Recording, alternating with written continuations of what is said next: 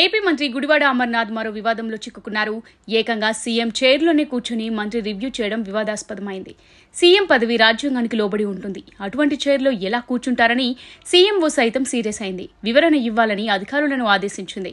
ఏపీలో 4,883 కోట్ల రూపాయల పెట్టుబడులతో Reliance Bio Energy, Aditya Birla group సహా పలు సంస్థల పరిశ్రమలకు మంత్రి గుడివాడ అమర్నాథ్ రాష్ట్ర సచివాలయం నుంచి వర్చువల్ గా శంకుస్థాపన చేశారు.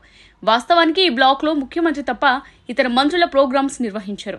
కానీ సచివాలయంలో 1వ బ్లాక్ లో సీఎం కుర్చీలో కూర్చొని మంత్రి అమర్నాథ్ రివ్యూ నిర్వహించారు.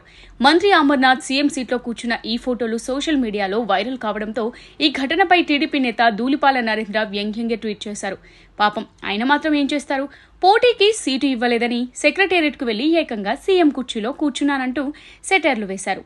అటు సెటైరికల్ ట్వీట్ చేస్తూనే సీఎం కుర్చీ అంటే కేవలం చైర్ కాదని అదొక హోదా అన్నారు.